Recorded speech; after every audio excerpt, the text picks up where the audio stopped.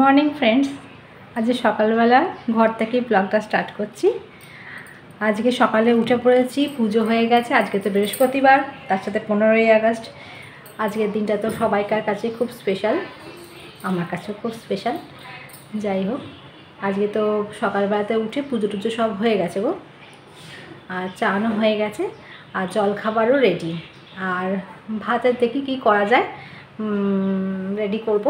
সম্রাট এখনও আসেনি, সম্রাট আসবে, এসলে তারপর ওকে জলখাবার দেবো।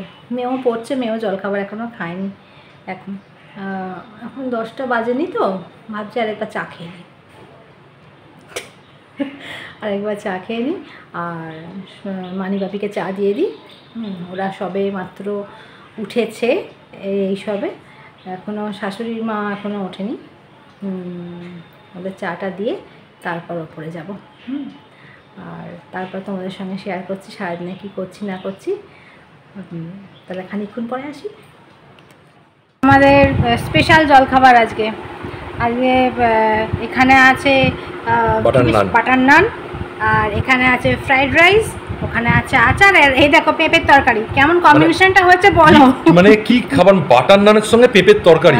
হ্যাঁ, আসলে কি হয়েছে বলো তো, কালকে আমরা না বাটার নানগুলো খেয়ে উদ্ধার করতে পারিনি, আর ফ্রাইড রাইসটাও খেয়ে উদ্ধার করতে পারিনি, সেই জন্য সব প্যাক করে নিয়ে চলে এসেছি। তাই এগুলো আমাদের জলখাবার আজকে ভালোই হয়ে যাবে। হ্যাঁ, এগুলো নিয়ে নিচ্ছে। আর তরকারি তো কিছু করার ছিল না, তরকারি আজকেই হয়েছে, তা সেটা হচ্ছে পেঁপের তরকারি। তা তোমরাই বলো কম্বিনেশনটা কেমন হয়েছে। যাই হোক, সম্রাটের খাবার এনে দিয়েছি, ও খেয়ে নিই, তারপর আমরা সম্রাট খুবই দুঃখিত আজকে এই কম্বিনেশনের জন্য। যাই হোক, পরে আসছি। আর বসে গেছি পুটলো কাটতে। কালকে আমাদের বিবাহবার্ষিক গেছিল, কালকে সম্রাট আমাদের খাইয়েছিল, আর আজকে আবার সম্রাটের বন্ধুদের আমাকে খাওয়াতে হবে।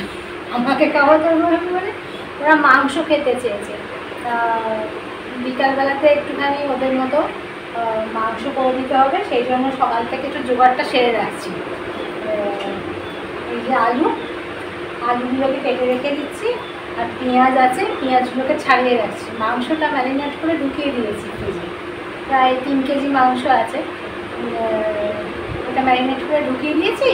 আর তাহলে বিকালবেলাতে মোটামুটি কষিয়ে আর আলুগুলোকে একটু ভেজে নেবো, ভেজে নিয়ে মাংসটা করলে আমার হয়ে যাবে।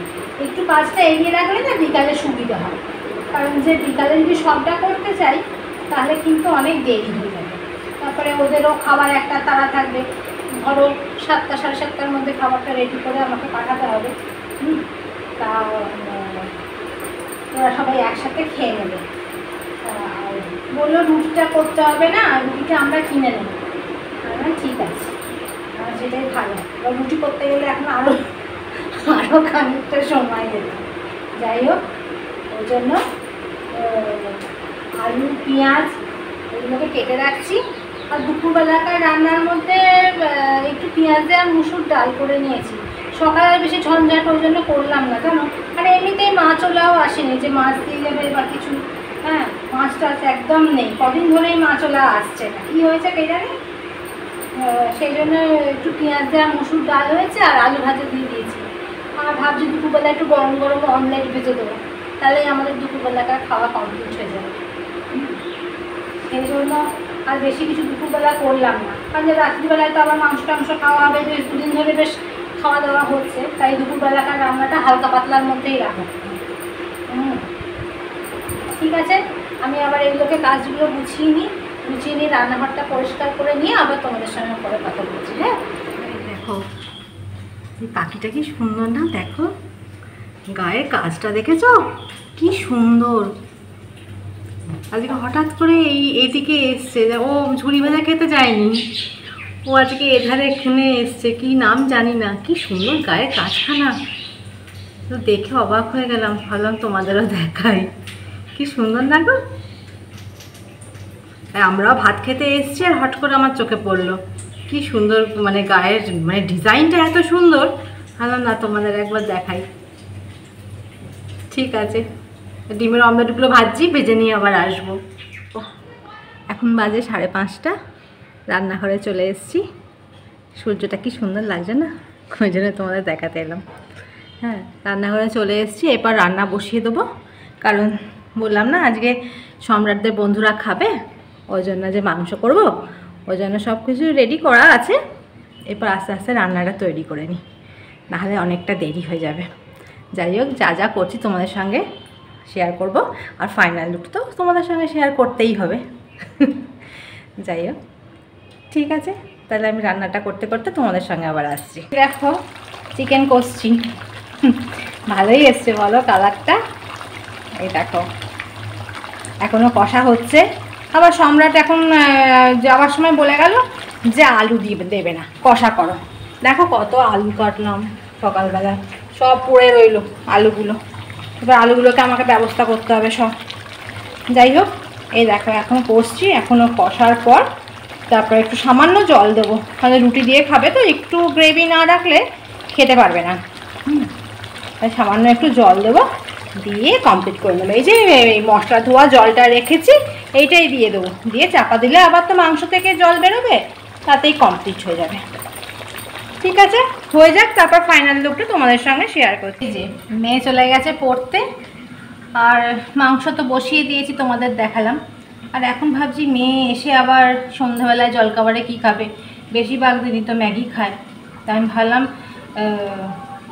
ওই আলুগুলো পড়েছিল না, ওই যে অনেকগুলো আলু মাংসের জন্য কাটা হয়ে গেছিলো, ওইগুলো দিয়েই ভাবলাম একটু পাউরুটির চপের মতো বানিয়ে দিই আজকে। বেশ সন্ধেবেলায় খেতেও ভালো লাগবে, আর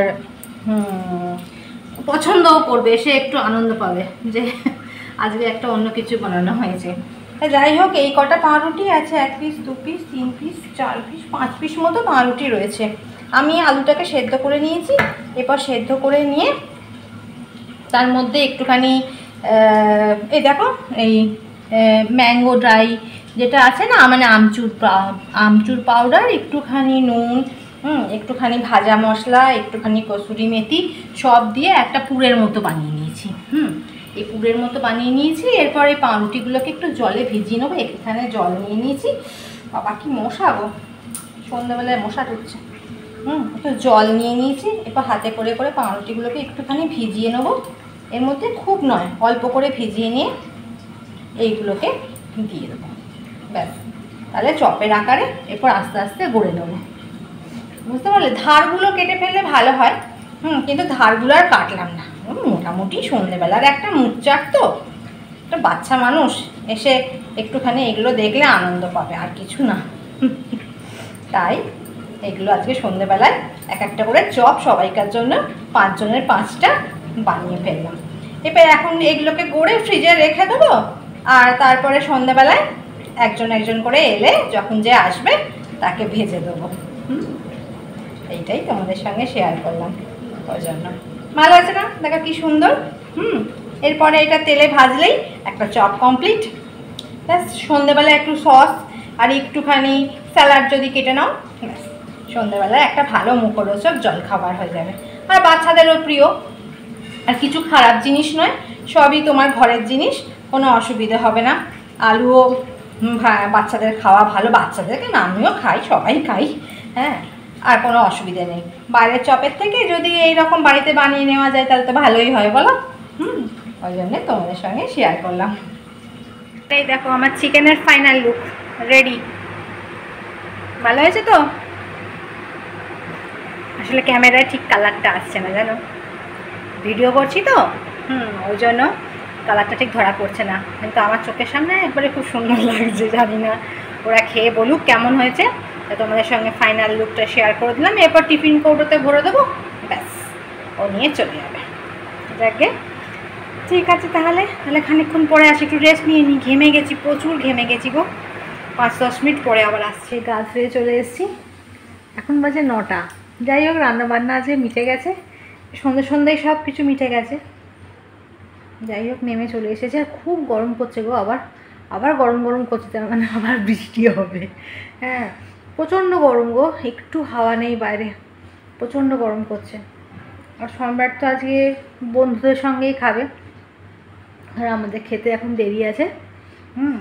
আর চপগুলো ভালো হয়েছিল গো, মেয়ে এসে বললো খুব ভালো হয়েছে। আবার সম্রাটকেও একবার ডাকলাম, বললাম চপ ভাজি খেয়ে যাও। ও খেয়ে গেছে, বললো ভালো হয়েছে। যাই হোক, আজকে আর ব্লগটা বড় করব না, আর কালকে আবার তোমাদের সঙ্গে একটা ছোট্ট সুন্দর ব্লগ নিয়ে দেখা করতে আসবো। হ্যাঁ, তা আজকের মতো টাটা, বাই বাই।